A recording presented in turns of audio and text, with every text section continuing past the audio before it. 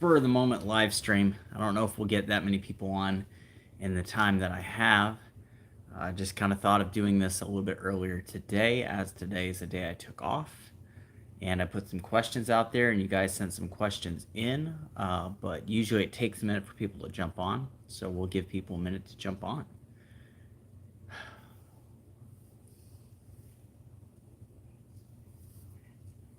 Show you guys. Today is the 3-year anniversary high of rescuing this little schnoodle poodle. Okay, and 1 or 2 people jumping on now. It always takes a minute, and then people jump on in like groups. So yeah, third rescue birthday for this little muffin right here, and we are in the middle of a haircut. So we have beautiful face done, and then the rest of her is still very furry. So she looks disproportionate. 1 or 2 people jumping on. Yo, what's up, buddy? From Adventure Time Fishing in Racino. Hey, Tony Nieto giving some high fives. Yeah, we got some people jumping on now. It always takes a minute. Flock Joey, any tips for my first gar at McGregor Park in Houston? Yes, that is a good one, actually. Llama saying, hey, Peyton, Adventure Time. I'll get back to your question. Adventure Time Fishing. Happy 3 years, beautiful puppy. Thank you. It's the pride and joy here of my life. I'm trying to get up. Hey, hold still. She's got a sticker, like a burr in her fur under her foot. I'm trying to get that.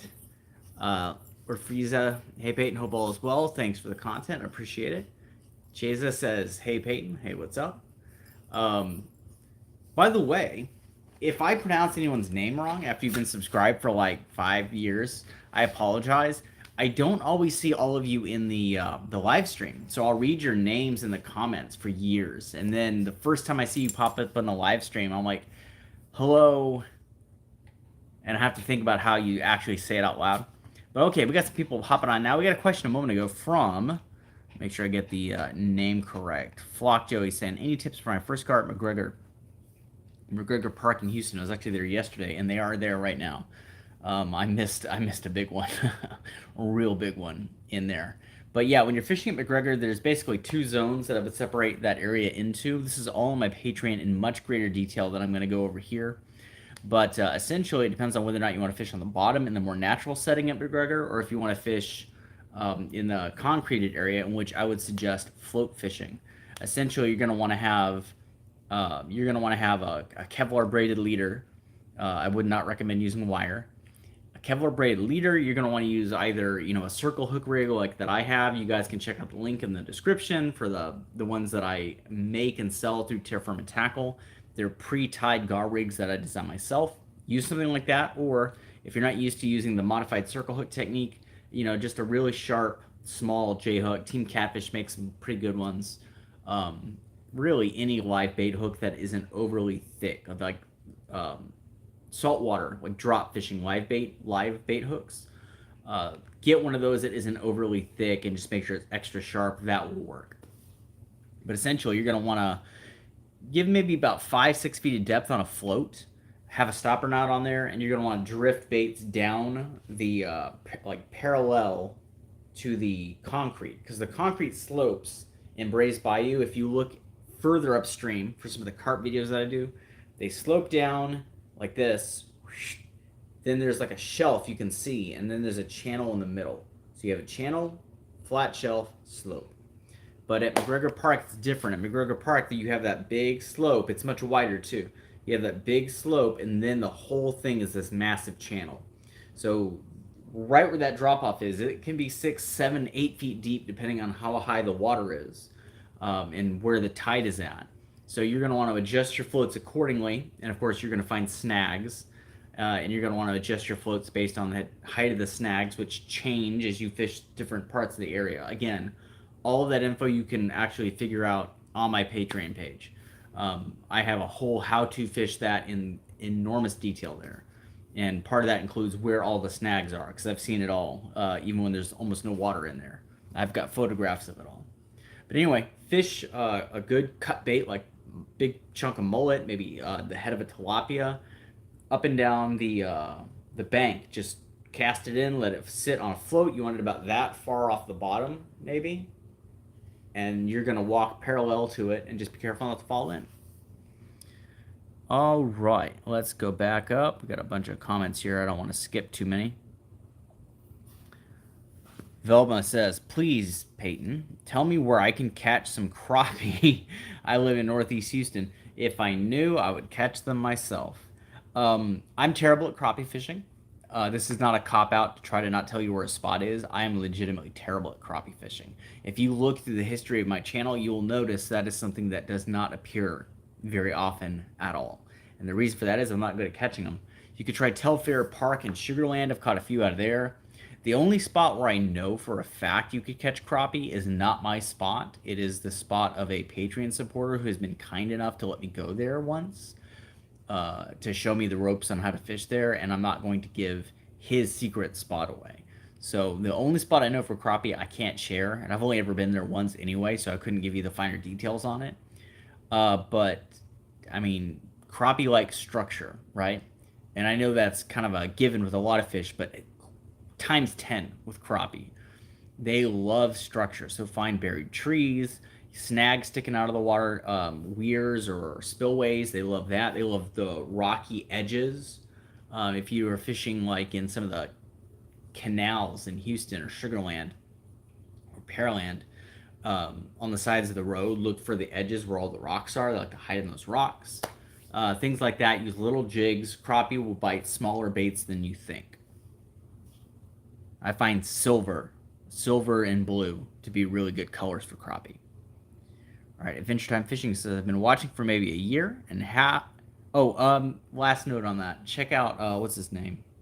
Richard Jean, the Fishing Machine. It's probably like the biggest crappie fisher on YouTube that I can find. Anyway, Adventure Time Fishing says, I've been watching for maybe a year and a half now. Big fan. Would love to see some spillway videos. You know, we're getting close to a time where I can do spillway videos.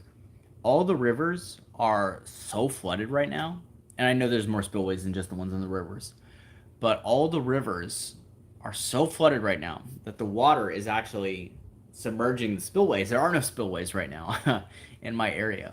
So as the rivers recede, I have a spillway in mind.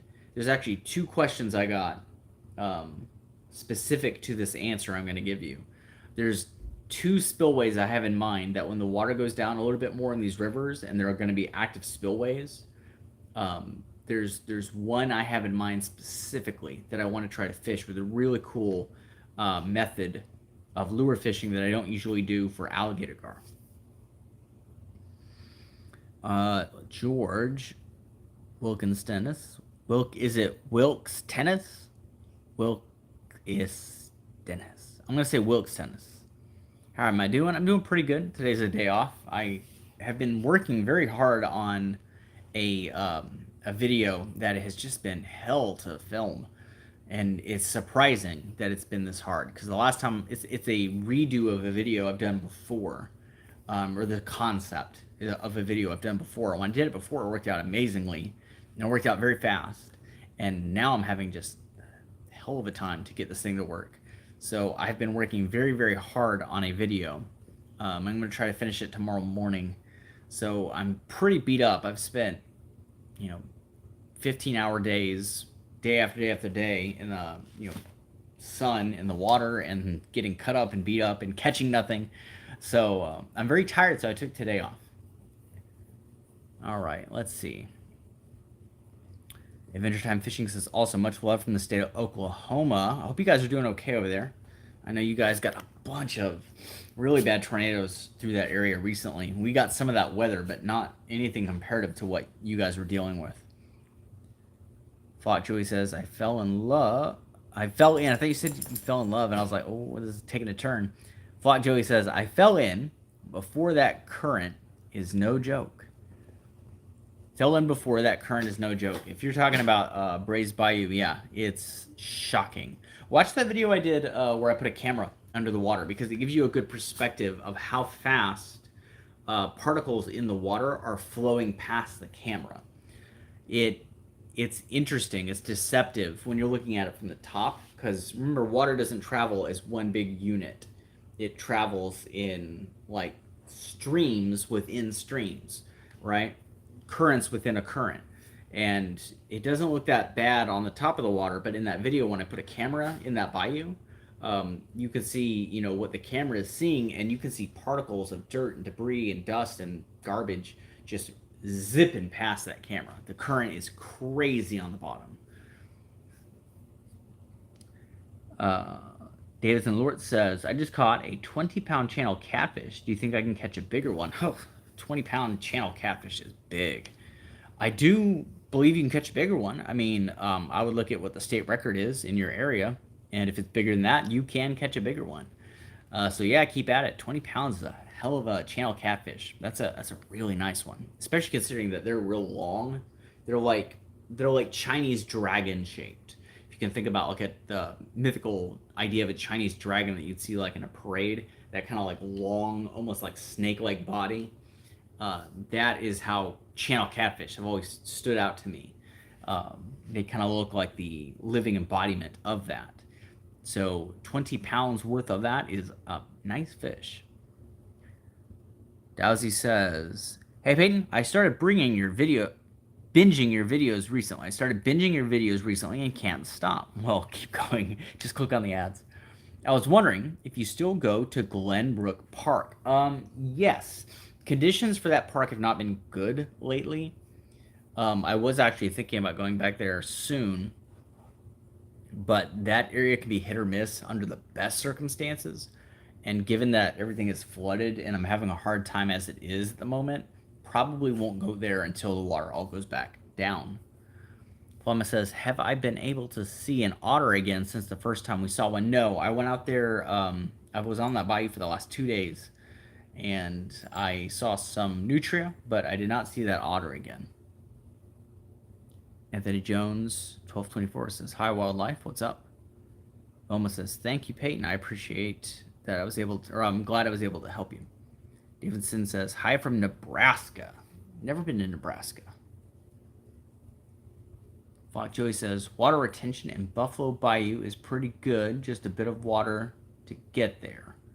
If you've been to Buffalo Bayou, well, I'm trying to think of a comparison that you could give me, because I was wondering about Buffalo Bayou today, what the water level might be like. I suspect it's a little bit higher than I want it to be for the spot that I had in mind.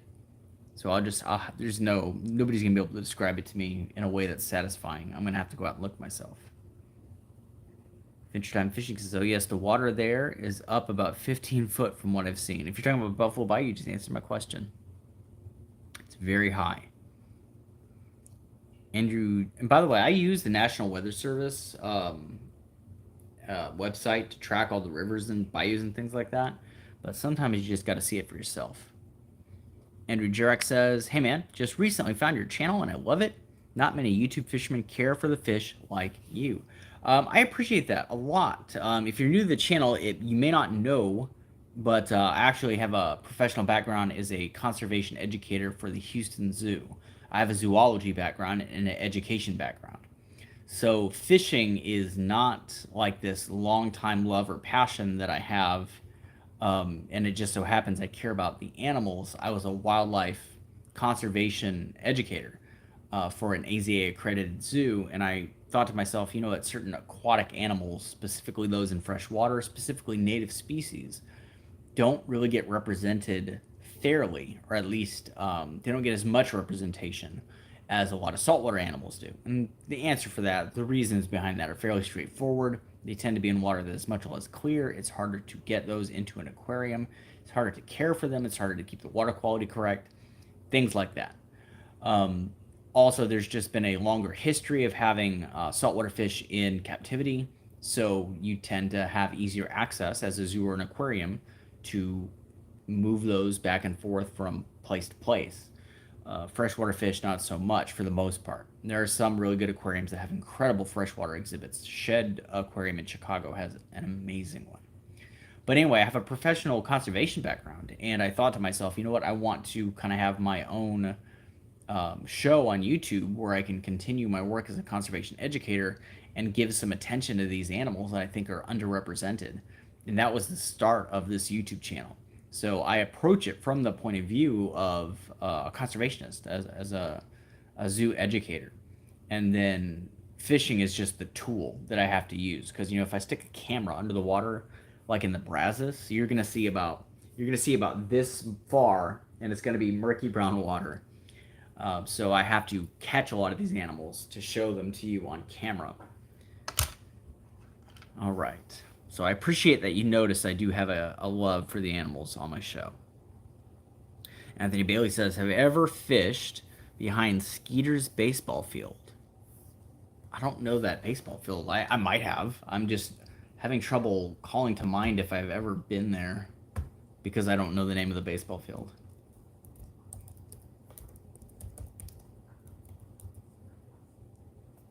Oh wait. Oh wait, no, I know where this is.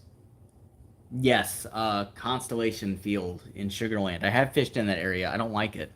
And that might be entirely because I had a bad day, but I've only been there like twice and I have not had success either time.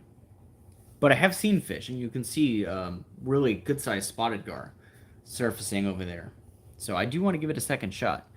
It's a really cool spillway over there. It's kind of a spillway. It's more like a dam. There's not a lot of water spilling over it, but it is a cool environment to fish. I might give it a second go. Anthony Jones 1224 says, "Do I know any alligator gar rods for under 150 bucks?" Yeah, actually, luckily most of them.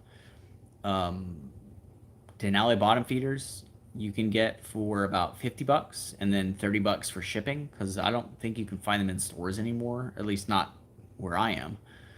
So if you go to Denali's website and you get the bottom feeders, I recommend the medium heavy. That's the one I like the most. The heavy is powerful, but it's a little bit too thick and a little bit too inflexible. I would go for the medium heavy. You can get that for about 50 bucks and about $30 worth of shipping. So you're coming down to about an $80 rod overall.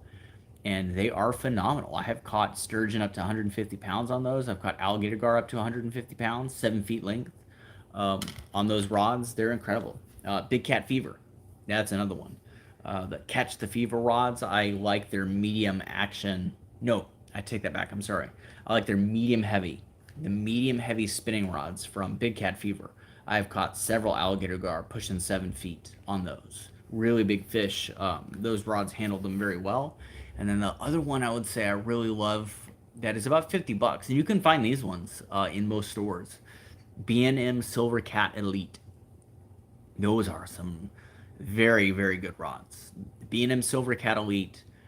I think I have one with a Salus X on it from PC Fun, and they are phenomenal, and they're one of the very few casting rods that not only have the really nice action, they're not too stiff, but they have an incredibly long butt section on them, so you can really cast with those. I love that. I hate the casting rods, multiplier rods that have that short section on the end where you're kind of like, you know, it was designed for a boat. So if you're fishing from a boat, that would be better for you. But as a bank fisherman, I need that longer butt section on that rod so I can have that straight arm. I can have longer casts. Not many casting rods have that construction, but the B&M Silvercat Elite does. So if you are into casting rods for multiplier reels, B&M Silvercat Elite gets my vote. And then if you're going for a little bit more versatility, I would say go for the Denali bottom feeder, and then the Big Cat Fever rods. The Big Cat Fever rods are the most expensive, especially when you consider shipping, but they are also very good. So check those out for sure. Stephen Young says, watching from Dallas, Texas, absolutely love what you do, especially the alligator gar. I'm still waiting for the day where I pull one in. Well, you are in one of the best spots in the world to catch them. Dallas is known as a hotspot for alligator gar. Sorry, that was a drink. Definitely get out after it, man. The Trinity River, I know it's horrifically like pushing. It's starting to fall. It's crest. It hit a crest. It's starting to fall now. I think it was at 32 point something. I can't remember the exact. Actually, I have the chart pulled up right in front of me. Hang on a second. I've been looking at these river charts for days. Let's see. The Trinity River at Liberty County, which is so a few hours below Dallas. I'm in the Houston area, so if I go straight east, I would go to the Liberty County area. So that's where I have fished the Trinity the most. So that's where I like to look at the flood gauge to see what level it's at, because that's what I can picture in my mind. Trinity River at Liberty was at 32.39 feet, and the all-time record for the area was 32.7. So it was about that far below the all-time flooding record as of recently. So yeah, I don't know how bad it is up for you in Dallas, but when that water goes back down, get out after it, because you can definitely hook a fantastic fish. Alrighty. Flock Joey says, I use heavy surf rod for gar. Haven't caught one yet. It's huge, but do I think it will work? It will work, but it won't work. It won't be optimal. So, like, you can get the job done, but it will not be the best rod for the job. I would honestly, if you're comfortable with multiplier reels and you're comfortable with casting rods, I would get that B&M Silvercat Elite. So for just $50, you can get a rod that is perfect for the job. But the good surf fishing rod, they'll work. It won't be perfect, but it will get the job done. Daniel Johnson says, felt the soles of your boots. Safety first. Rebel Crawdad. If you mean for the slopes in the, what do you call it? The Bayou in Houston that I fish, Spray's Bayou. Yes, felt on the soles of my shoes would help quite a bit, not entirely. It would definitely help. I'm not saying that you're wrong in that respect. You are correct in that respect. Having felt on the soles of your shoes would grip that concrete a little better. The problem is that there's a certain, I can't remember if I put this in the last, oh no, I filmed a bit for the last video I did talking about this, what I'm about to say, but I cut it out because it just didn't fit the flow of the video. If you get down to the water's edge, especially when the tide goes down, you will see, so you have the slope here, and you have the water's edge here, and then you'll notice a big, broad stripe. Almost looks like a faded stripe above the surface of the water, and it's about that long. And what that faded stripe is dried algae. And that algae is only dry on the surface. If you step on it, you will crack through the dry surface into the wet algae, and you will go in. And it does not matter if you are wearing cleats, felt on your shoes, you're going in. So yes, the felt definitely would help with the upper levels of that concrete, without a doubt. But you would still have to have all the same precautions not to step on that dried algae, because it does not matter what you have on your feet. You could have ninja claws on, and you're going in. So you just got to really watch that. But I do want to give that a shot. A lot of people have suggested the felt to me, and I want to give it a try. Stephen Young says, I literally watch your videos over and over. I appreciate that. I love binge viewers. Catfish and carp. Hey, from Utah, are you the real Catfish and carp? Is that Luke from Catfish and carp? That'd be a bit of a freak out moment if it was. Hello back to Utah. My wife has been, I think it is in Utah. What is the name of that park? I think this came up last time. This came up in one of the last live streams I did, and I could not remember the name of the park. It might be Zion is the name of the park, which is a weird name for a park. Oh, you know what? It's not a weird name for a park because it's in Utah.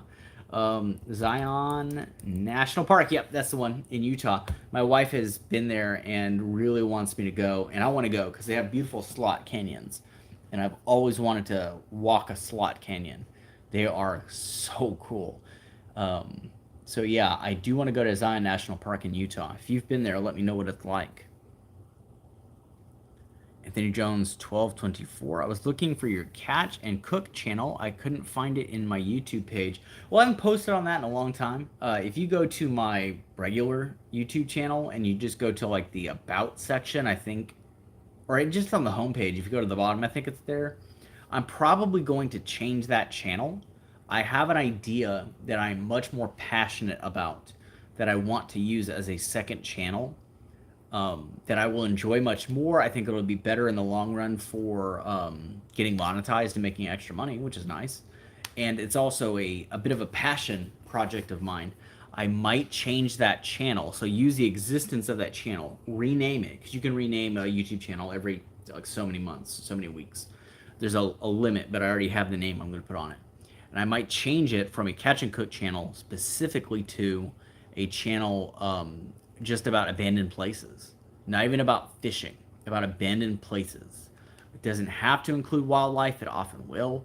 But I go to so many abandoned places and I'm so limited to exploring those places based on how they may or may not harbor fish.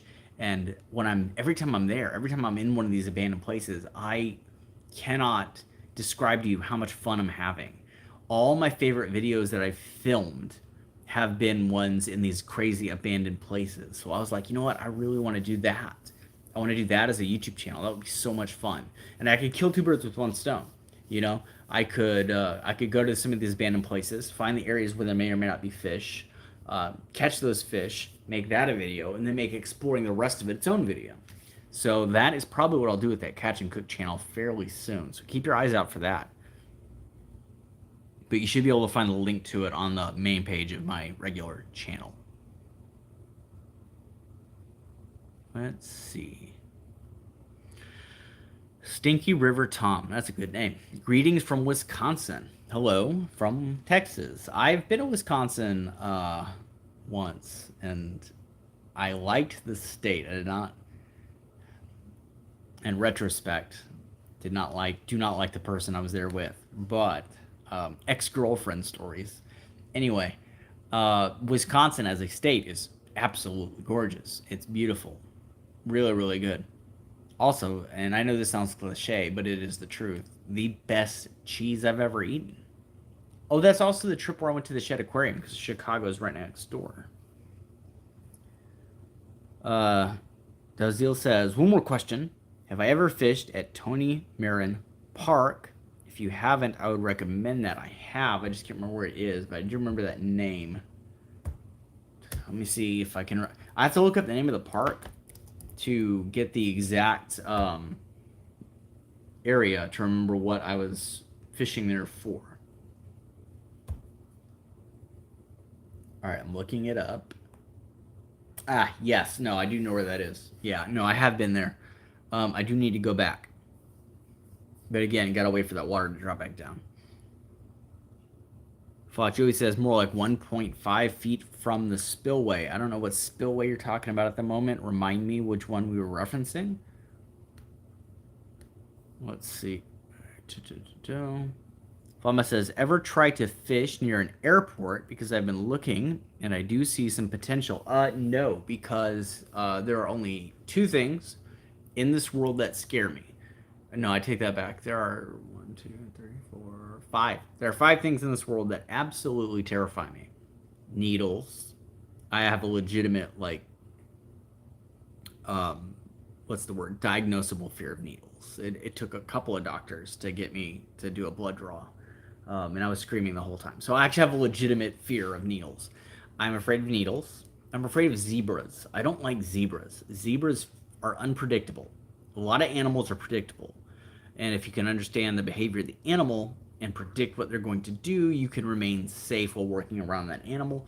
Zebras are not that. They are incredibly unpredictable and they terrify me. As a child, I had a zebra grab a hold of my arm and I had to have it pried off my arm.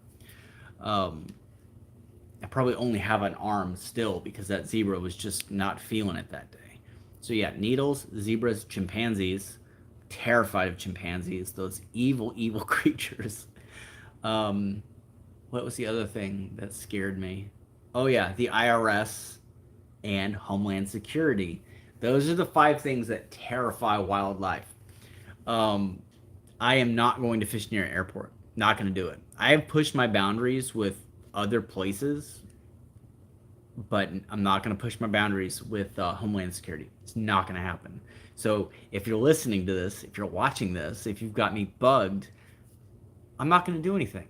you don't need to come after me. Like, for anyone watching this, especially for you, agent fill in the blank, I am not the one to worry about. I will not mess with anything under your watch. Not gonna happen.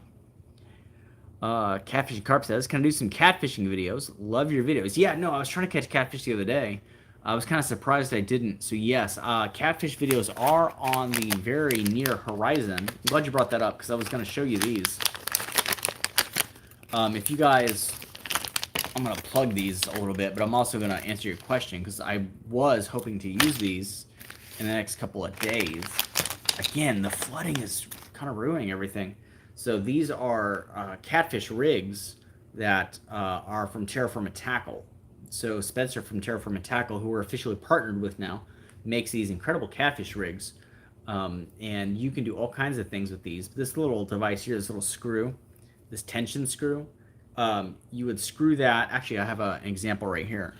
You would screw it. Let's say this is your bait fish. You could screw it into your bait fish, and you could screw it into the head of a dead fish. So you make a little puncture with, your knife or your needle or whatever, and then you would screw this in, and you would just go all the way down. It's a little bit tough to do on this because this is a very hard rubber, but you screw this all the way down. This is a little tension rod that keeps it in place, and then it hangs like a hair rig below the hook.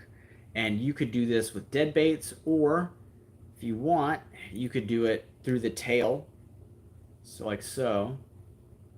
And you could use this rig for the presentation of a live bait like this.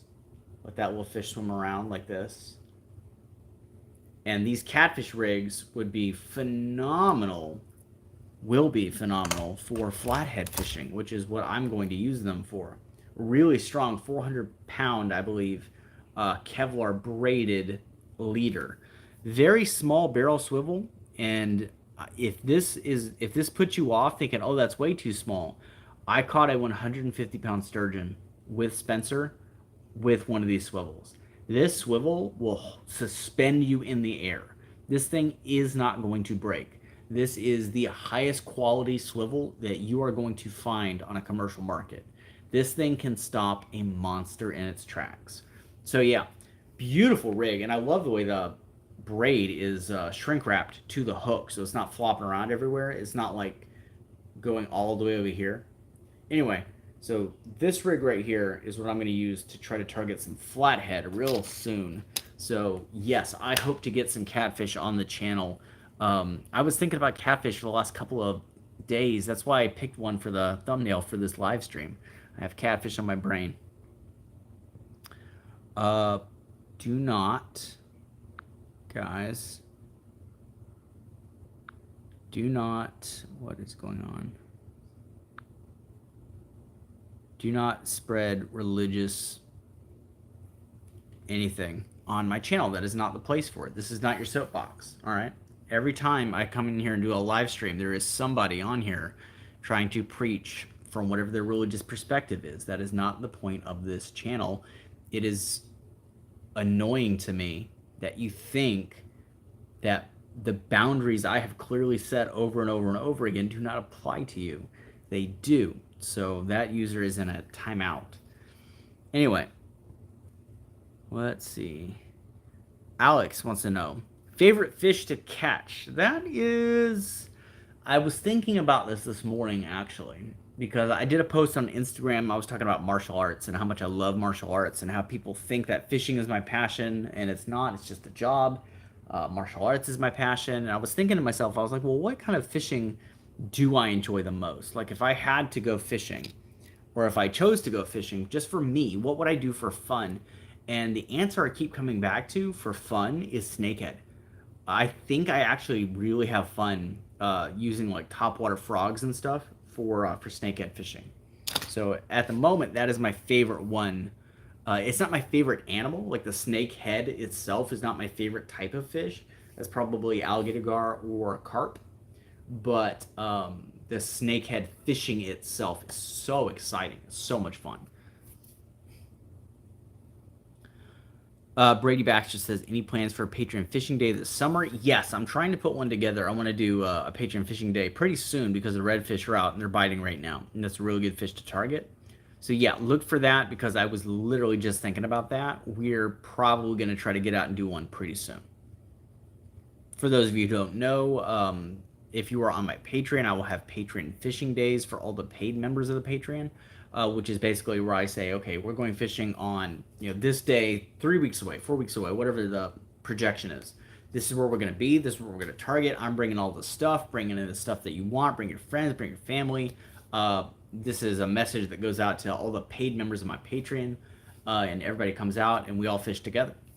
And the last it's been a while since we did one. I discontinued doing them for a while, and then I figured that they're probably something worth continuing.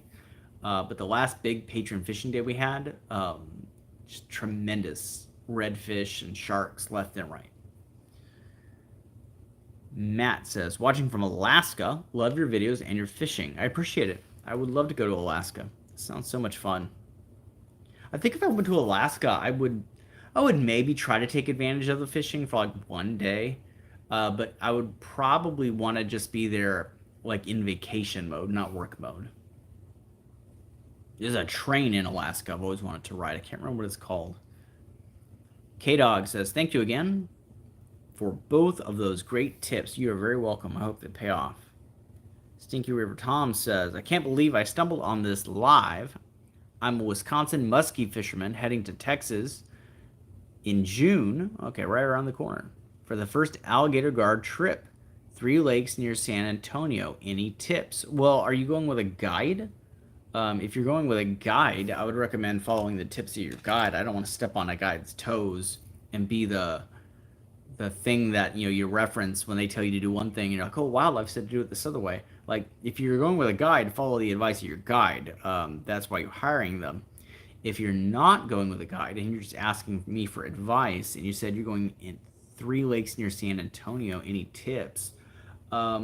I'm more of a river guy, although you can catch fantastic alligator gar from lakes.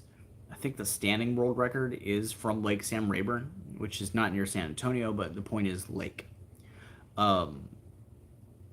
Tips. Look for features, it's not that different than a river. Deep pockets, areas where the bank slopes sharply, where there's back eddies of current, things like that. Treat alligator gar the way you treat a lot of other predatory fish, in the sense that you fish for them in the mornings and in the evenings. A lot of people think that they'll bite at the heaviest in the middle of the day. That is a myth. They do bite in the middle of the day, but they don't bite at their heaviest. They're going to follow the bait fish, which move in the mornings and the evenings. And I would recommend for nighttime fishing, definitely fish through the night. Definitely fish through the night, because they're going to remain extremely active at night. So you're going to lower the chances of hooking into things. Like, let's say you're fishing with a big piece of cut bait, and let's say it's a mullet. There's a lot of fish you could catch on that. A lot of animals that would take it. Turtles. I've had bass take cut mullet. Depending on what lake you're in, there might be striped bass up there. I don't know, a hybrid bass. You're going to cut down on the bait thieves by fishing through the night, and you're going to increase your chance of coming across a large, actively feeding alligator gar. So mornings, evenings, night fishing, look for those features. The same thing I look for on rivers, back eddies, big, what do you call it? Not embankments. What's the word I'm looking for? Basically, areas where the water's been carved out. Big pockets, that's what I was looking for. In the side of the bank, they love that. They love little peninsulas where the current flowing past it kind of circles back around. Look for those things. But I would honestly, if you're making a trip across the United States, get a guide. There's probably guides near San Antonio that could help you. It'll be worth it. Bewitched Lake Girl. That's a cool name. Hello from South Jersey. I figured New Jersey when you said that. Well, hello. Thank you for tuning in. I'm going to imagine your voice, because you're from New Jersey. I'm going to imagine your voice as the only American accent that Margot Robbie can do, which is the New Jersey voice. Let's see. Bayou Vision on the scene. Did I see the bull shark in the Guadalupe? No, I did not see a bull shark in the Guadalupe. I'm going to look that up, though. Let's see. Bull shark. Oh, yep, that's the first thing that comes up when I type in bull shark. Viral video of shark caught in Guadalupe River alarms tubers. Oh no, it's almost like you're in an environment that wasn't made for you. That's interesting. They do that. They are going to be in the water. Bull sharks are going to be in water. That's so cool. I'm looking at pictures of it now. Anything that connects to the ocean can hold a bull shark. How big was it? I'm going to say it probably wasn't more than 6 feet. That's my guess. But you never know. Let's see. Oh, he encountered a shark. I didn't say he caught it. Oh my god. I keep getting ads popping up as I'm trying to read this thing. The video shows Jonathan's fishing companion reel in. Okay, so he caught it. Small bull shark, traveling through the Texas waters. Yeah, they don't say how many or how big it was. I'm assuming probably because that would detract from the story, so I'm assuming it's not, that big. But still, that is super cool. The cool thing is, if it's a small bull shark, it's probably, a pup, if you will, a couple of years old, maybe at most. So it may have never left the Guadalupe. That's the thing. If it's a large shark, if it's 6 feet or over, it's a shark that may be coming or going to give birth. But if it's a shark that is significantly smaller than that, it might be a shark that was born in the Guadalupe and has yet to leave, which is pretty cool. That's really neat. Yeah, remember, the water is not yours. The water is not mine. The water belongs to animals like sharks. Bayou Vision says, we need you to pull one out of Buffalo Bayou. Yeah, no, it's on the list of things I gotta do. I'm fairly convinced I hooked one at one point. Bit right through my Kevlar leader. 400-pound Kevlar leader, bitten through like that. And of course, when I hooked it, it actually did a 180, which alligator gar don't do. So I set the hook on it, and instead of going forward or down, or doing like one of these like angled jumps that gar will sometimes do when they panic, I set the hook on this fish because it was float fishing. I could see the float moving. I'll set the hook on this fish. It goes, and it went backwards and cut that leader in half like nothing. So I'm pretty sure I've hooked a bull shark pretty close to downtown. Let's see. AFP. After a year, I got my first gar run today. It grabbed the bait and took off like a rocket. I was too excited to set the hook 10 seconds into the run. I forgot to let it run for longer and lost it. Happens to the best of us, especially if it's something you're new to. Yeah, you gotta treat each individual fish and where you're fishing for it differently. A lot of people have hard and fast rules, like you should never let it run longer than this, or you should set the hook immediately, blah, blah, blah. You got to play by ear. It's based entirely on where the fish is. All right, I was going to answer two of the questions I got. I asked people for questions or suggestions on YouTube for this live stream. Somebody said gar fishing with musky lures. That is something that I'm actually already trying to work on. So a good suggestion, because I was thinking about it. These are, what are these? Tsunami Pro soft plastics. I love these for gar. Gar really like to eat these. And I've got some in green. And I've got some in white. And what I've done, this is what the thing looks like normally, right? Beautiful paddle tail. They love these. But what I've done is I've put a 100-pound not snap swivel, 100-pound split ring. This is like a 300-pound swivel, even though it's very small. And I've attached a very large treble to the bottom via wire, and those rubber bands are kind of holding it in place. And what I have in mind, I've done this before, it works. You gotta, find a spillway. This is what I was talking about earlier. There's a spillway I'm looking at where I know big gar feed, and big, like 70, 80, 90 pounds, like in the spillway. Get this going, as they attack it, you don't let them run. You don't let them try to adjust it. They're going to figure out this is not real. So as soon as they take it, you're not so much setting the hook for this top hook. In fact, I might actually cut this off entirely. They're grabbing it, and you're trying to set the hook with this large treble here. And this treble is held in place by the one hook point in the belly of the fish, and then the wire goes up to the snap swivel that your line, probably Kevlar for about a foot and a half, is attached to. So this can actually come free of the bait, and then you have a straight line. See, boom, it'll pull free like that. And then you have a straight line of contact to the alligator gar. That's my plan on how to catch these really, really big monster alligator gar on lures. So somebody said musky lures. The musky lures are a little bit expensive. I might buy one for the thumbnail. In fact, now that I think about it, I'm going to buy one for the thumbnail. Something really like big and like, you know, those ones they make that are like for bottom fishing, and they have the big heavy heads on them, the long tendril like tail, and they're usually some kind of really pretty stripe pattern. They have the big trebles on. I might buy that for the thumbnail. And I might throw that a little bit, but I anticipate catching really big alligator gar with these. And I have a really gorgeous what is it? A pen? Not a pen. Shimano. I have a really beautiful Shimano. Is it a Spheros? I can't remember. Really nice. Like, I bought it for like casting for like jacks and big saltwater fish for lures when I go to Florida, and I have it on a Shimano Terramar West Coast, I think, spinning rod, 8 feet long, extra heavy, gorgeous rod for really big, powerful fish. The kind of basically a poor man's morning tide setup, and I'm gonna throw those lures on it for the gar. I'm very excited to give that a shot. Christopher Thomas says, love from Corpus. I wanted to go down there recently. What was it for? What was it for?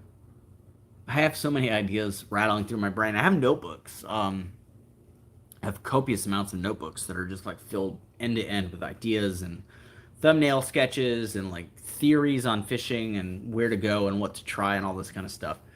I had Corpus in there for some reason. I can't remember why I wanted to go, but it was on the list. Catfish and Carp says no. I assume you're answering my question as to whether or not you are Luke from Catfish and Carp, which is, it is what it is. I love you just the way you are.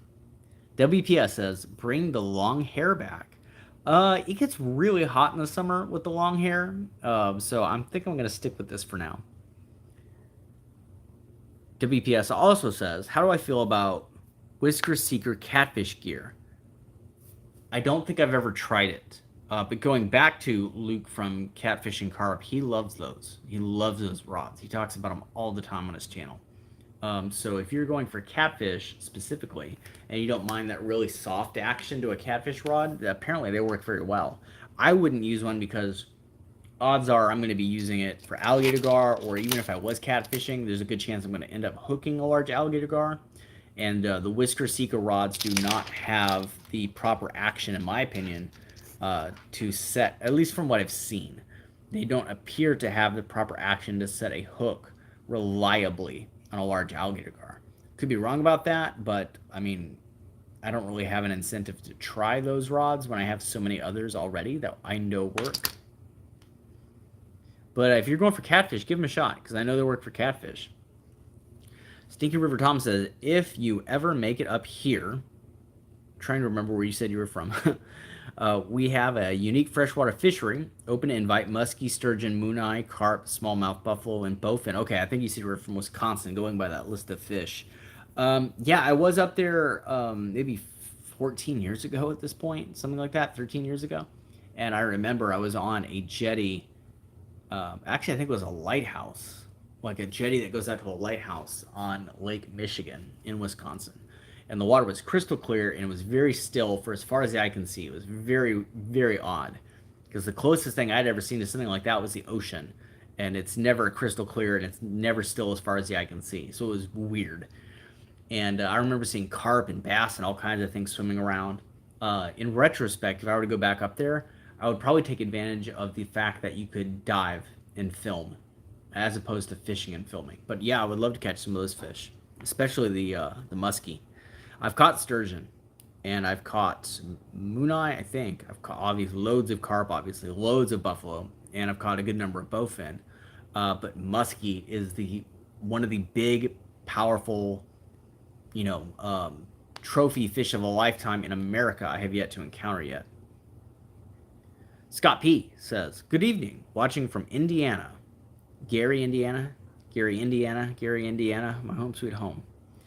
John Barker says, "How do I keep turtles?" Sorry. John Barker says, "How do I keep turtles from stealing my bait so I can hook up on a big gar?" You can't. You have to fish through them. There's there's only two things you can do, and this is from more experience than most people in the world have dealing with exactly this problem. You can fish and fish and fish and fish and just fish through them. You can, I mean, you can always change your tactics, right? So turtles are not stupid. They can see a float and they know a float means there's food nearby. At the very least, even if they don't put two and two together, they will check out the float and then smell the food that is under it. So if you're float fishing and they're picking apart your bait because they're seeing your float, get rid of the float. The other thing you can do, apart from just fishing through, well, having 3, 4 times more bait than you think you need for the duration of your fishing trip, and just letting the turtles take the majority of it until you get that gar hook up. The other thing you can do is I sometimes have a distraction rod. So I'll bring 2 rods, and I will have one that is for the fish, and then I'll have one that is to distract the turtles. So let's say, for example, the turtles are taking my bait off of a floating rig over and over and over and over. I will put my bait that I want to catch the fish on the bottom, out of sight, out of mind. And then I will cast my floating bait to distract the turtles. And I will just let them pick that one to pieces.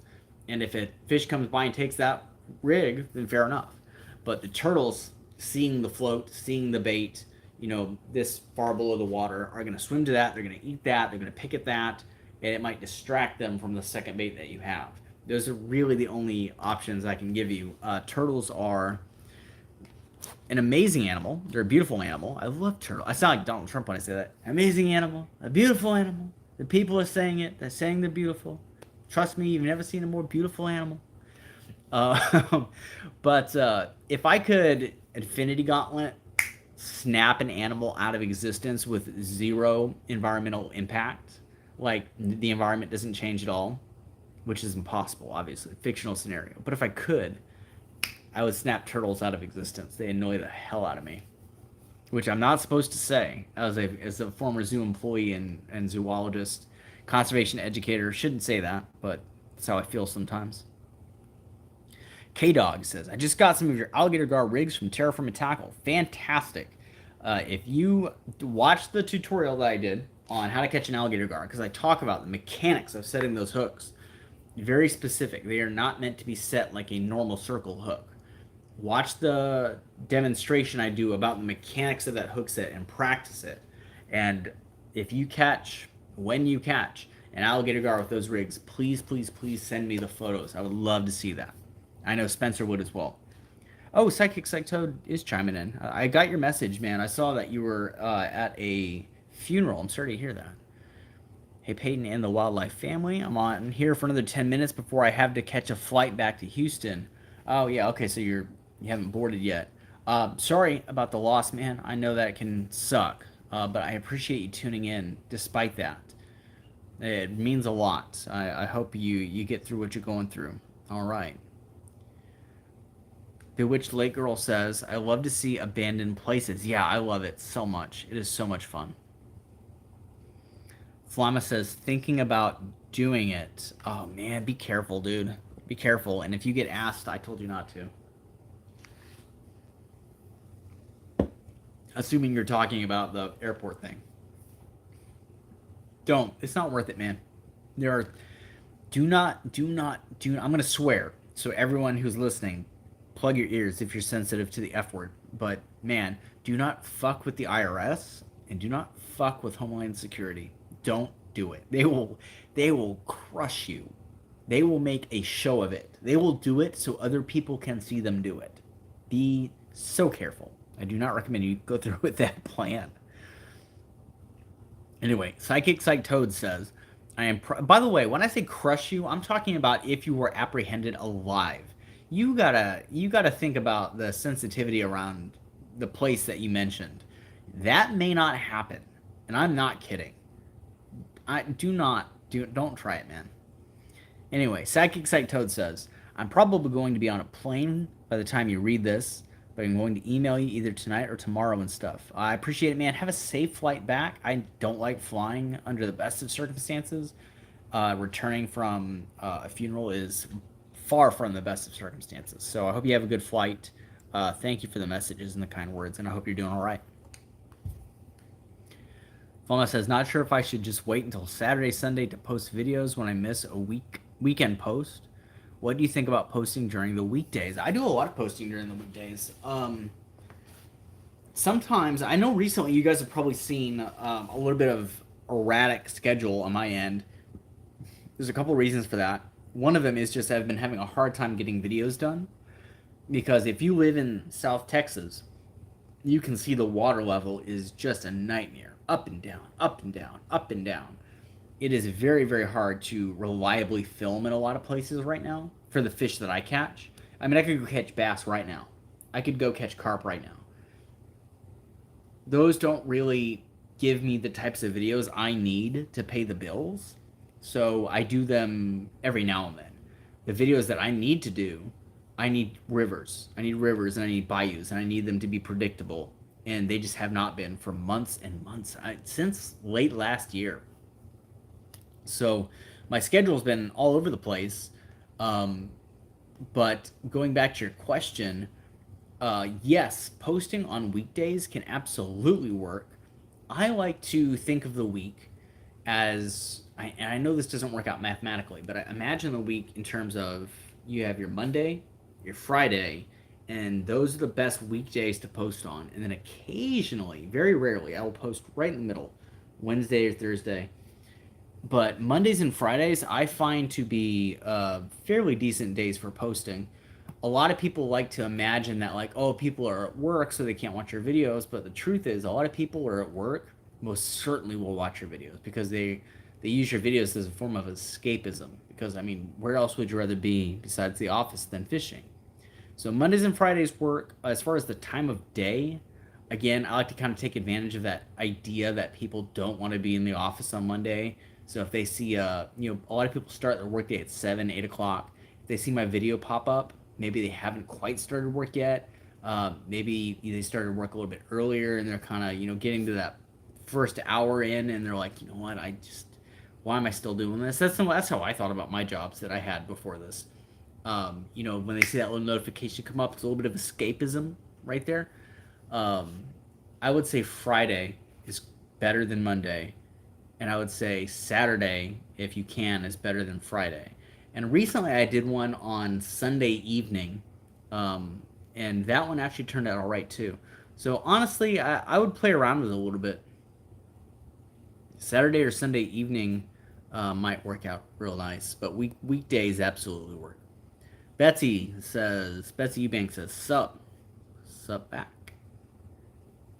Benny's, hello wildlife from Portsmouth, UK. I'm trying to think about, I don't know the UK super well. I can, like in my mind, I can visualize where, certain areas are areas that would be more well known to an American, like London and stuff like that, but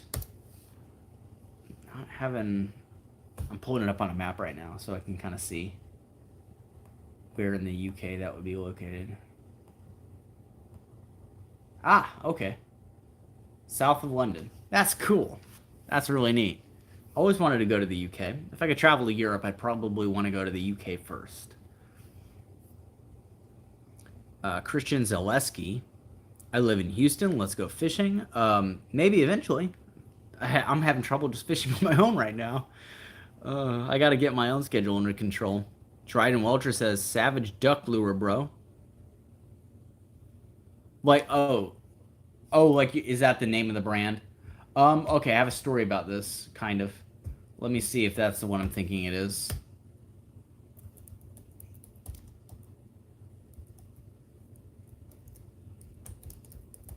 Savage duck lure. Yeah, so I was going to buy one of those, and I didn't because I did some shopping from Savage for some other lures, and it is one of the. Maybe it was just my experience, but as far as companies I've had a miserable time dealing with, they are near the top. They are near the top. I don't think I'll be shopping with them again. So if I get a duck lure, it might be from somebody else.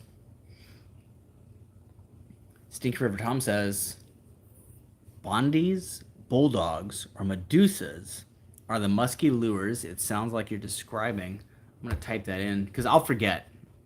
Let's see. Bondies.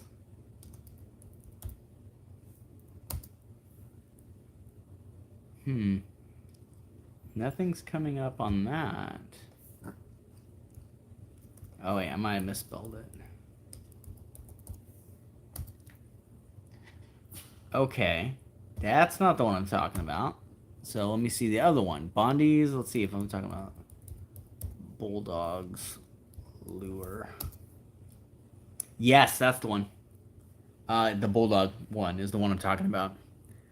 Or maybe Medusa might also be. I mean, Medusa obviously the of folklore of legend being snake oriented. Medusa's lure. Yeah, one of those Medusas or the bulldogs. One of those would be the one I'm talking about for the thumbnail. Like a big one. I would need the lure to kind of like tendril down my entire arm, holding it out in front of the camera. Riley Owens, yo, what's up, everyone? Just having a bit of a live stream. A little bit of a better live stream than I was expecting, to be honest. Where is... There it is. I'm going to read one more of these YouTube comments in a second, or questions I got on the YouTube channel. Frank Lamprin says, any tips on keeping turtles off your baits? Go back in the live stream a minute ago and look at what I said. Basically, you either got to change the tactic on how you're fishing, like what part of the water column you're in, or you got to use a second rod to distract them. That's pretty much your only chance. Benny's was wondering what the most unusual bait you've used to catch alligator gar. I'm trying to remember all the weird bait videos I've done. I think at this point, probably the rat one, which is the second most recent video I've done, which is doing fantastic. I think it has something like 440,000 views on it, which is nice. Flama says, I still can't believe I overdid the hook set. Oh, I'll have to try again soon. Yeah, for sure. Absolutely. What rod were you using when that happened? Can't remember what fishing rod you were using. Might just use a softer action rod next time just to kind of account for it, even if you set the hook a little bit more than necessary. If you have a softer action rod, it can be a little bit more forgiving.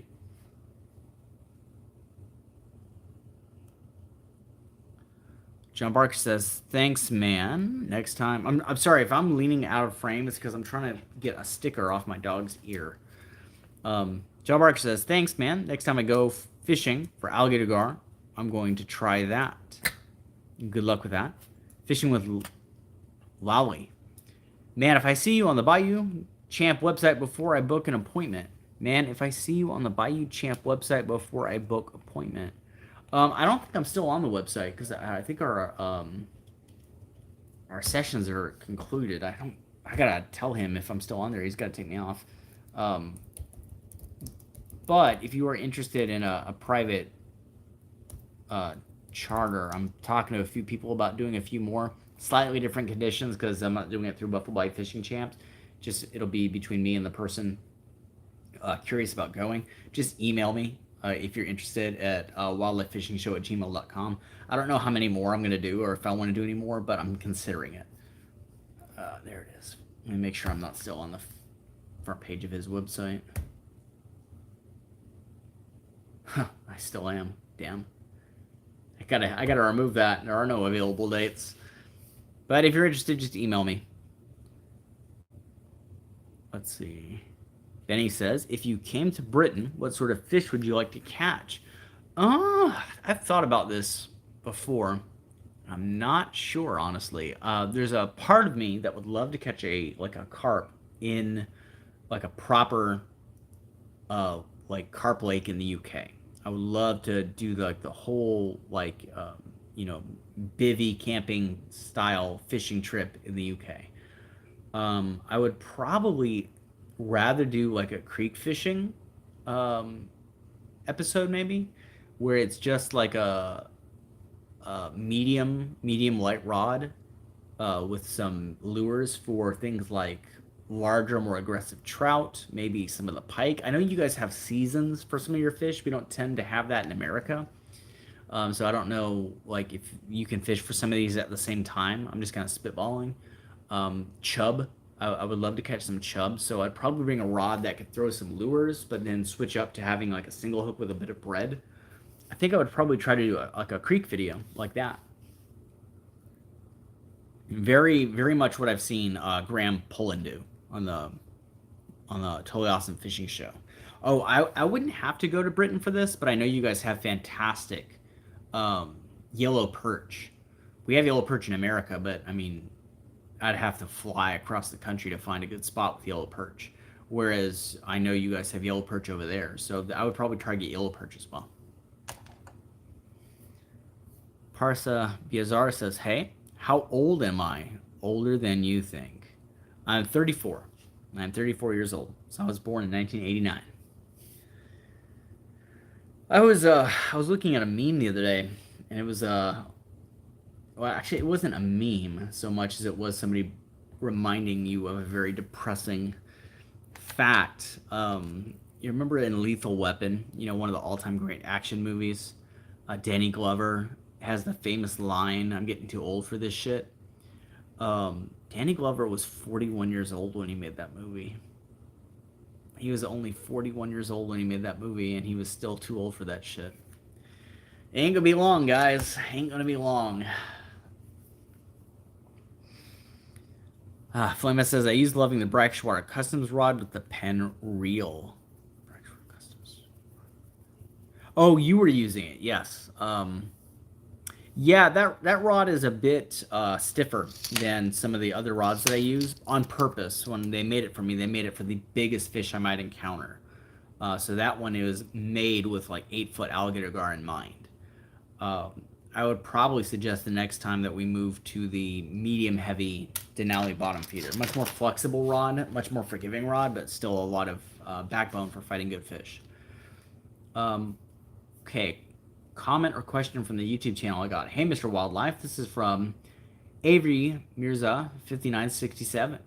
Hey, Mr. Wildlife, do you have any spot suggestions for the Brazos or Trinity River?" Yes, but they're on my Patreon page. So if you want to subscribe to the Patreon, I have loads of that stuff, not just spot, because at the end of the day, a spot itself is not that helpful. It is how to fish that spot, and that's what I go over on the Patreon. So spend more time learning how to fish a river as opposed to hoping that you can find a magical spot where all the fish are going to be. But if you are looking on maps and things for spots to fish, look for features on rivers, bends in rivers, back eddies in rivers, structures jutting out into rivers to create those back eddies, deep pockets. Look for areas where other people aren't going to regularly be. So a lot of people love fishing the spillway in the Trinity River under Lake Livingston. That area is so overfished. You're not going to catch anything. You're not going to catch, I mean, you might get lucky. I don't want to say never, but odds are you're not going to catch anything, you know, over 100 pounds there. And all the fish there are super skittish because people are trying to target them constantly. So look for areas that aren't going to have a lot of people in them all the time. Let's see.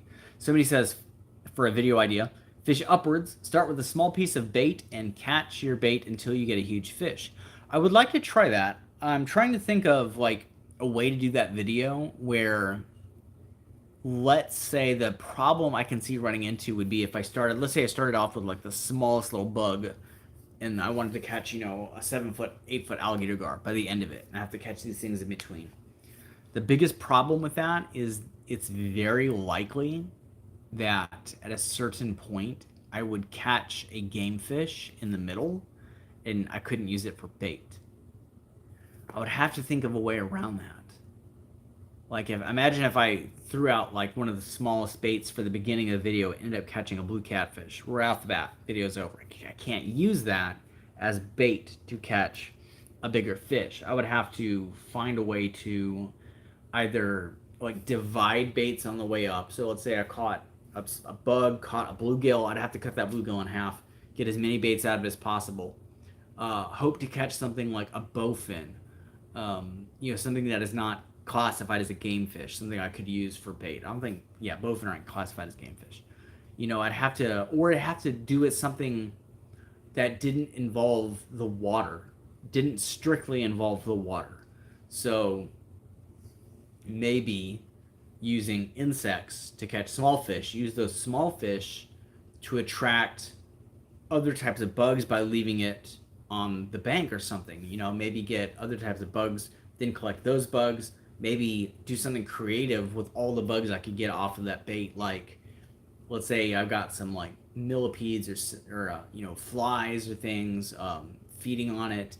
Maybe I've got some worms in the area, or maybe flies lay eggs on it. I can get the maggots off of it like they do in the UK. Use those to catch carp.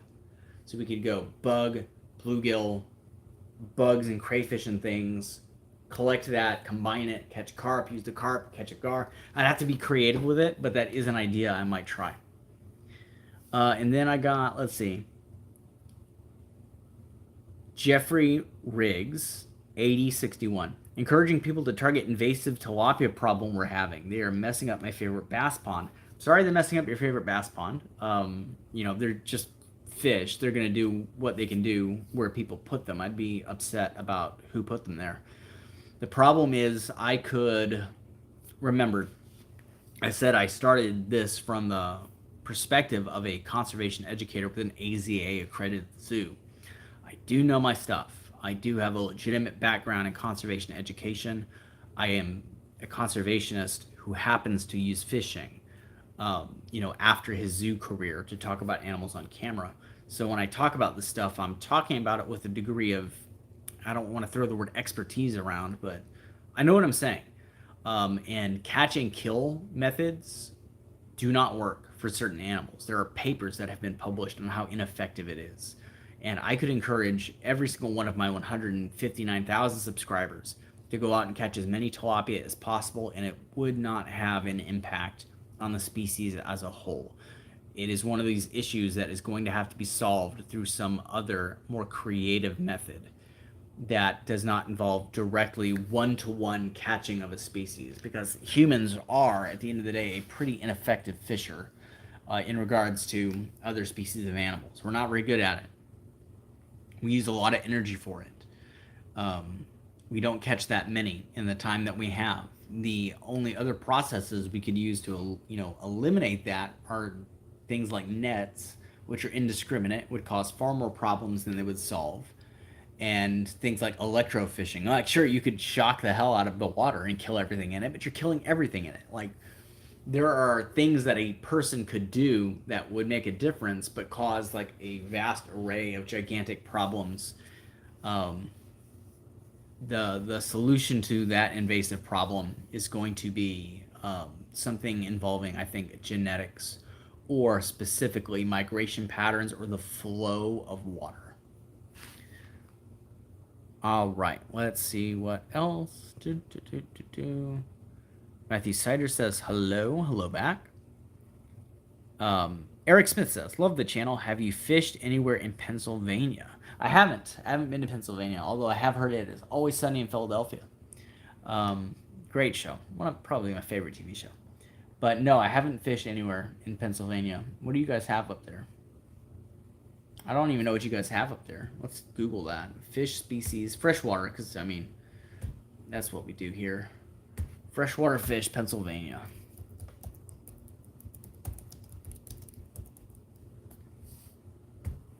Let's see what species are listed. Brook trout, stocked rainbow and brown trout, largemouth bluegills, yellow perch. That's the one I was talking about earlier, wanting to catch. Yeah, it looks like there's some interesting fish to be caught. It's probably far more than that, but I'd have to look at it. Yeah, no, unfortunately I haven't made it up that way. It looks like I'm looking at a chart, and I can either see a pike or a pickerel. Do you guys have lamprey up that way? Is there a lamprey in Pennsylvania? That would be cool. Matthew Cedar says, have I ever caught a muskie / tiger muskie? No, but I am going to when I replace my car, because I still haven't done that yet. My last live stream, I was asking for people to give me some. Hey. My wife just came home, so my dog is freaking out. She has half a haircut right now. I like it. Anyway, I know an area a few states over that I want to go to do tiger muskie fishing, but I got to get a new car first.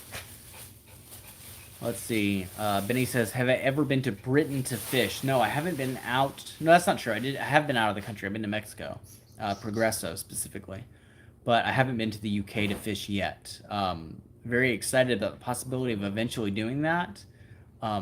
There's a few countries that I would love to go to fish. Thailand.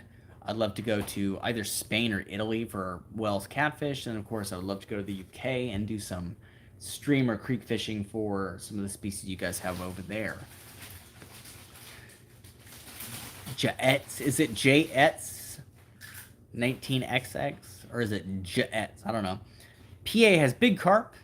I don't care. People say that they're trash fish and to kill them when caught, but they are so fun to catch.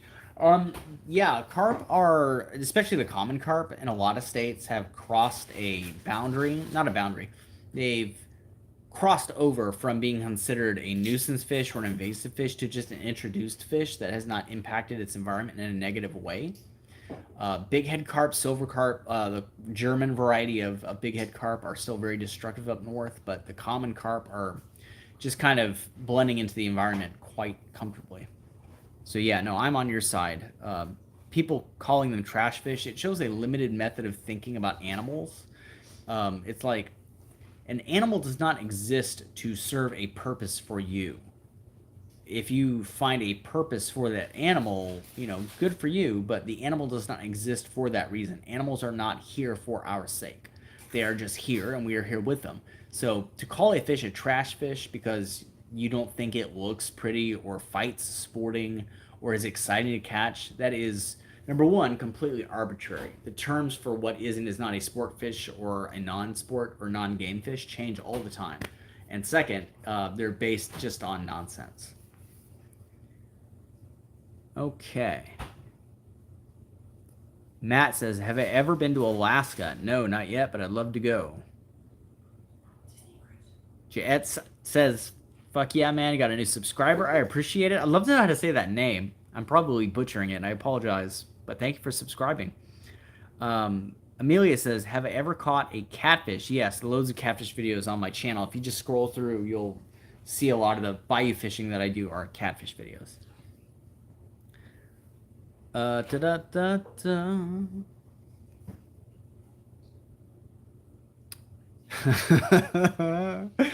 I'm reading somebody's comment right now, but if I read that comment and I read that name before I read the comment, and then I read the comment, I'm going to be mean in my response, so I'm going to skip that one. Matthew Cedar says, yeah, I went up to Wisconsin, to fish and see family, and went to a lake that had a sign saying to kill carp. Yeah, they're more of a problem up there.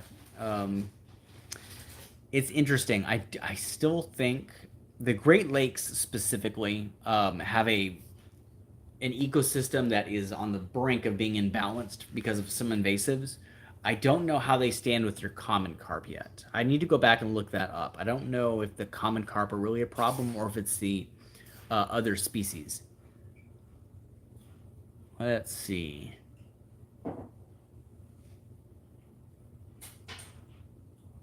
JG Fishing says, will I ever do offshore fishing? Maybe. In fact, probably. There is a specific video idea. There's 2 video ideas that I have that would require to go offshore fishing, but it's so expensive that I don't, unless I meet someone who would take me out that far out of the, their sense of charity, I wouldn't want to spend $1,000 on a video that may or may not do well. That just economically would not be smart. Benny says the weight of the biggest alligator gar you caught on a fishing rod. I am most well known for catching one of the largest alligator gar ever seen, ever. It happened in, was it 2022? Yeah, almost 2 years ago at this point. I went viral for it. I was interviewed all over the world, newspapers all over the world. New York Times. I was interviewed by newspapers in Australia and Brazil and the UK and China, Japan. There's a children's book about animals that's going to feature me being published in Japan. I'm supposed to get a copy in the next month or two. Very excited about that. But yeah, it was one of the largest alligator gar ever seen, like ever. There's been a few since then that are larger, but I would say the one I caught is probably one of the 10 largest alligator gar ever seen, ever known to have existed. Certainly ever caught in a rod and line. It was 8 feet 2 inches in length, had a girth of about 48 inches, and based on similar fish that were caught and weighed with similar metrics, could have weighed anywhere in the neighborhood of 300 pounds. That video is, if you scroll my most popular videos, you'll see it. You're not going to miss it. It's me. It's my face next to an alligator gar's head about that wide and about that long. And Joe Rogan watched that video on the Joe Rogan Experience. Like, it went all over the world when it happened. And a large part of that was just a combination of luck, timing. Jeremy Wade has a great quote that when he was talking about trying to get into the TV business, how he did a series called Jungle Hooks, which if you haven't seen it, it's great to watch. You can find it on YouTube, actually. Jungle Hooks.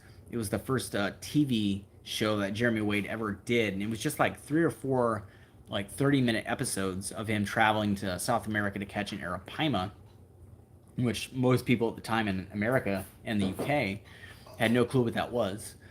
And he did that, and then, it was fairly successful. Heard nothing from anyone in the industry for years before, getting the call for River Monsters. And he has a great quote where he says that when he got the call for River Monsters, he says the producers said it was time for another Jungle Hooks, meaning that they kind of had this feeling, this vibe that it was just what people would want to see again.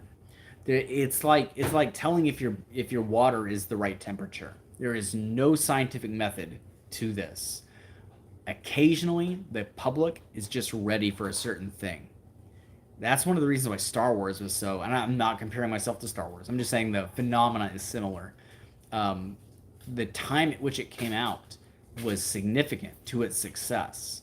1977, the late 70s, people were just primed for that type of experience. They needed it, even if they didn't know they needed it.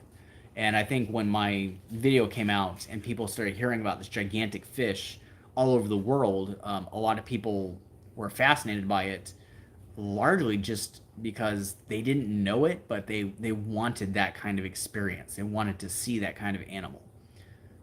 Also, I'm really, really fucking good at selling. My wife is laughing at me. I'm really good at selling my image, if you will. I knew what photographs people would freak out over. When I started getting interviewed by newspapers and they were asking me for photos, I knew which ones people were going to freak out over. I knew how to take those photos. I'm going to brag about myself in this respect. I photograph alligator gar better than almost anyone in the world. I'm not going to claim to be the best alligator gar fisherman in the world, but I would say I photograph them better than anyone in the world. My photographs of that animal, my filming of that animal is one of the main reasons why that video went viral. And other people before or since who have caught fish of that size or larger did not get the same reaction. It's because I was better at filming it than they were. But yeah, all of that to say, one of these days I'll get through one live stream without talking about that alligator gar. The biggest one I ever caught was gigantic. Okay, a couple of these came through. Let's see. My neck hurts, guys. Definitely train martial arts if you don't. It's good for you, and it's amazing and life fulfilling, but your neck will hurt every day of your life if you wrestle. Let's see. Is pack bait? This is from You told me how to say your name, but you didn't show me phonetically. So I'm gonna say J Etz. Is pack bait an illegal way to fish for carp in Pennsylvania? They use pack bait in front of the DCNR, your game wardens, basically, last year, and they didn't say anything about it. But my dad said, or your dad is sold on the idea that it's illegal. It doesn't hurt to ask. Game wardens are interesting. They will, especially if they have an opinion about what they want, you can always tell. If it's illegal, they'll straight up say it. They'll say, you cannot do that. It is against this regulation. If it's not illegal, but they don't like it, they will try to answer around your question. So if you ask them if something is illegal and it's not, but they don't want you to do it because they just don't like it, you'll ask them, hey, is it illegal to use pack bait for carp? And they'll say something like, really probably shouldn't use pack bait. It isn't the best method. Okay, but is it illegal? We would prefer it if you didn't use it.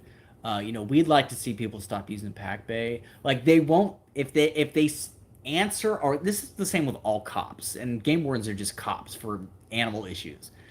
If they start trying to answer around your question, it's because it's not illegal. But yeah, just ask. Let's see. Jason Fulton says, going back on muskie, in my experience, it's not any different than redfish or largemouth, or other than the fact that they have teeth, yeah, but the large ones will not leave their perfect structure. Yeah, I mean, muskie rightfully have the reputation of the fish of 10,000 casts. I think a lot of fish are harder to catch, especially of a trophy size, than a lot of people think. But I think muskie probably deserve that reputation more so than most other fish. I do think trophy-sized muskie are rightfully considered, accurately considered to be this mythical fish. Like they are enormously difficult to catch. They really are. JD Fishing, have I ever tried to catch a Goliath grouper? Yes, I hooked one. I was in Florida. It's the video on my channel where I was fishing with an iguana for bait. And I hooked a Goliath grouper that was known to live under the dock I was fishing on. That's why I was there. Somebody tipped me off that that was the dock to be on. They said, there's a Goliath here. We know it's here. We've seen people catch it. He lives here. So I fished for that Goliath for 2 days and I hooked him. And he destroyed my gear. Like it was nothing. Like it was nothing. I had this big Abbott multiplier I had on this massive 8-foot, like extra heavy rod. I had like 120, 130 pound line. And that fish just blew the whole setup up like it was nothing. So I'm going back for a rematch with much bigger gear. And a lot of people were commenting on that video. They're being like, that's not a grouper. That was a shark. And every single person that was there, who lived there, who fished that dock, the fishermen that were around me were like, yeah, no, that's the grouper. Like, we know who that is. By the way, also, shark were out of season in that area. They had moved out of that zone. It was not a shark. There were no sharks there to be had. Also, people were like, if you know anything about grouper, you know they swim down, not sideways. And it's like, you can only swim down so far. Like, the channel's only like 10 feet deep. It's like only 10, 15 feet. It can't swim down. There is no down to go. So it went down and then out. Like, it was a grouper. Anyway, so yeah, but it destroyed me effortlessly. I was very humbled by that experience. Matthew Cedar says, you should go to La Crosse, Wisconsin, and go to the best dam fishing float. It is this dock that they will put up on a boat and take you to the bigger dock that also has a cabin on it. Sounds fun. Send me an email, or I'll forget that he posted that. Send me an email about that. Amelia Jefferson says, bro, I've been watching your show since I was 4 years old. How old are you now? The show's only been around for like 5 years. Are you like 9? My show's only been around for like 5 years. You got to be real young. Matthew Cedar says, there are massive sturgeon and flathead that they catch up there. I'm going there in a few weeks for my birthday trip. Good luck, man. Those are both incredible fish to catch. JG Fishing, do you catch your alligator gar in Houston? In the greater Houston area. So I catch a lot of them downtown, but I also catch a lot in the Brazos, the Trinity, what other rivers? The San Jacinto. Um, Houston is a weird town. Like it's not like this little zone. It's like this gigantic zone that's like 3 hours across, depending on the traffic. So the greater Houston area, I catch my fish in. Flama says, "Have you made profit from your catch being on multiple news stations? Because my friend is in the your friend is the photographer of the popular photo of the bobcat taking down the blue heron. He said he's made quite a lot." No, but I did that intentionally. So I was going to profit off the video. So the video was monetized. My goal was to remove as many obstacles to getting that video to people as possible for a couple of reasons. Not number one, but one of the reasons, since you brought it up, was the money, right? So I'm going to profit off that video, the more people that watch it. That's my main source of income, is the ad revenue off that video. So I want people to access that video as easily and as quickly as possible. The other thing was, I had this incredibly unique opportunity when that happened to talk about alligator gar conservation on a scale and to an audience the size of which has never been done before. The closest that had ever happened would be when Jeremy Wade premiered River Monsters on Animal Planet and got a couple of million viewers tuning into the episode where he talked about alligator gar. That was the most people at one time that had ever heard about alligator gar conservation to that point. And it had not been replicated for 15 years, 17 years. That was 2005. There had not been that type of interest about that animal ever. In the history of that animal, that incident where I caught that fish and went viral, that was the most eyes on alligator gar at one point in our modern age of technology that has ever happened. Nobody has ever put the alligator gar in front of that many people as I was able to in that moment. And knowing that, I wanted to really use that moment to share the conservation and the importance, and just the incredible nature of these amazing animals. These alligator gar are just the best. They're so cool, and their conservation is so important. And I knew that if I prioritized the money from all these interviews and photographs and things like that, I knew that it would put a barrier up between people and the ability to learn about the importance of this incredible animal. Many people didn't even know they existed. Average people, fishermen probably knew they existed, but average people had no clue what an alligator gar was. They had never seen one before, and they certainly didn't know they got that big. People think of wild animals, giant wild animals, as being in the realm of the far away, right? The mystic lands off to the east and of Africa, and Australia has crazy animals, but America doesn't really have anything interesting. That's the way a lot of people, normal people, think about wildlife conservation and think about wildlife in general. So when you say, actually, there's an animal right below your feet, right in that river, right in that bayou that you drove over or walked past to get to work, and it is this big around, and it's 8 feet long, and it has a face that looks like a dragon. People lose their minds, and they get so excited to learn about these animals. And there's a term for this. Umbrella species is what people call them when they talk about things like pandas and stuff. Basically, if you can get, it works the same way when you're trying to encourage people to become interested in conservation or the protection of different animals, or just be inspired to learn more about the natural world. The idea of an umbrella animal is basically, let's say we have this area of forest, bamboo forest in China, and we want to protect it. We want to protect everything in it. We are not going to get people interested in protecting this little bug or this little mammal or bamboo itself. Average people do not care about that. But if you say, look at this adorable panda, don't you love pandas? Let's protect this zone the panda lives in. And then people will be like, oh, I love pandas. Let's protect the zone the pandas live in. And then you can pass that legislation. You can get people on board with protecting that zone. And the panda has acted as, quote, an umbrella for all the other animals that live there.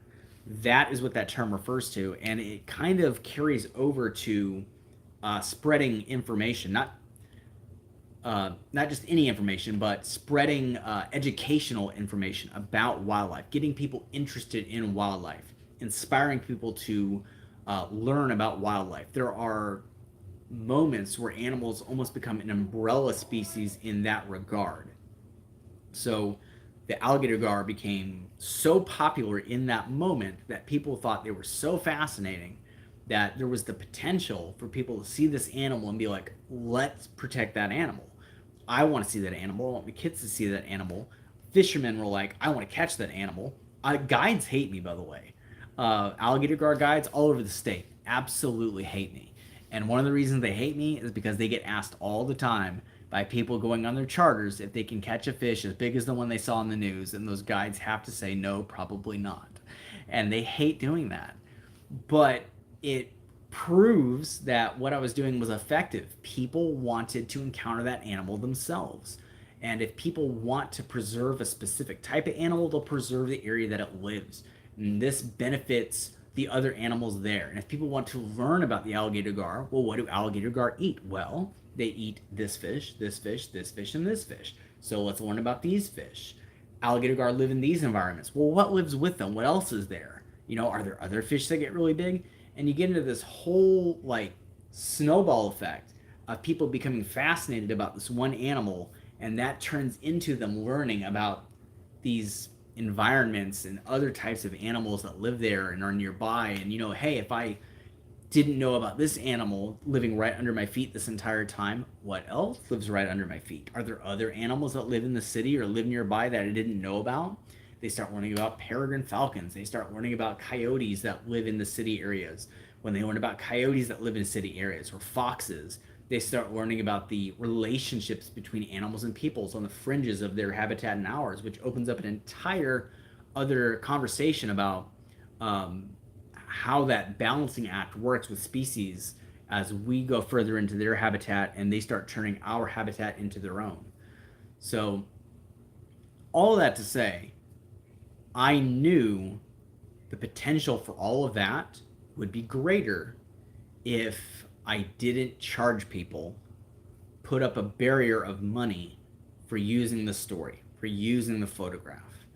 When I was asked if what my price would be to use my photo to talk about the alligator gar that I caught in that Japanese children's book that's going to get published, I said I want $10. That's it. And I said I would give it to you for free, but I think being paid to be in a children's book in Japan is so cool. I just want a record of it. So I said, give me a $10 bill and it's yours. And we did that. That was such a rare opportunity for me. I may never get it again. Yeah, to have the conservation of that animal be highlighted worldwide, I did not want to obstruct it with money. All right, I'll scroll through a couple of these because I went on about that for a minute. Can I do a fishing? This is from Splashtown 23. Can I do a fishing stream like TikTok people? I would prefer not to, because if I do a stream and it gets 3,000-4,000 people on it and I catch the fish of a lifetime, those 3,000 or 4,000 people might be the first clicks that I would get in an hour or so if I uploaded that fish onto YouTube. Also, you're concentrated on filming things in different ways. If I'm doing a stream and I'm catching a fish, I'm like, oh, I got a fish on. I'm not really paying attention to these other cameras. If I am, I might leave the stream and then you have a stream of nothing while I go catch a fish for YouTube. So the streaming thing doesn't really work for my ends. Let's see. What is the smallest alligator gar I've caught on a rod? I don't know, like 1.5 feet maybe. Tiny. JG Fishing says, would I rather Penn Senator or Abbott? Abbott. Absolutely. Jason Bolton says, Goliath grouper mess up everything if you're not prepared. Yes, I learned that the hard way. They most certainly do. Matthew Cedar says, how do I email you? If you go to my YouTube channel, or technically you're on it, if you go to the About section, my email should be on there. wildlifefishingshow@gmail.com. JD Fishing says, I want to try to catch an alligator gar in Houston, but I don't know where to go. All that is on my Patreon in great detail. Let's see. Let's see. Scroll. I'm going to scroll. I missed a couple, so I'm going to scroll through this.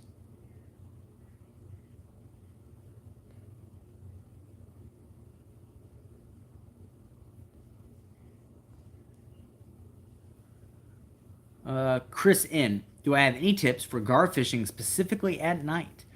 I've been using a heavy catfish bobber with live bait, and while it works, I'm looking for something better and more reliable. That's pretty reliable. You got to remember, fishing at night, you're cutting down on vision, right? So you're taking one entire sense that a predator is going to use to locate food, and you're eliminating it. Now, there are other things that are going to be important in the dark. So, for example, live bait is going to give off those vibrations that fish predators are going to detect with that lateral line. But I think scent for alligator gar is a big one. So I would try to use buffalo. Buffalo have a very particular strong scent. Don't let it rot or anything like that. Use fresh bait, but use fresh cut buffalo at night and see if that changes your luck at all. Because although live bait is fantastic, I do think scent is more important than movement when it comes to fishing for gar at night. That is just my opinion. It depends on the individual fish and the individual area, but give that a go, see how it goes. All right, last question I'm going to do. JG Fishing says, what is the next species I'm trying to catch? If you mean like what is the next fish in general I'm trying to catch and what species will it be, probably an alligator gar.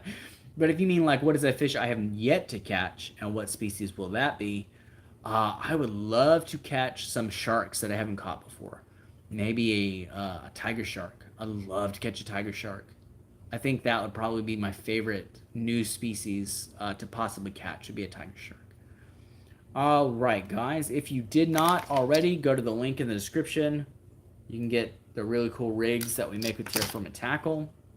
If you don't want that specific alligator gar rig, you want some of the other carp stuff or shark stuff that he has, just click on that link, but then you're in his website. You can go around the website. I will probably do another one of these in a week or so. I've got a lot of fishing I got to do tomorrow to try to finish the video that I have been spending the better part of a week trying to complete with no luck. So I'm going to head out of here, and I will see you guys later.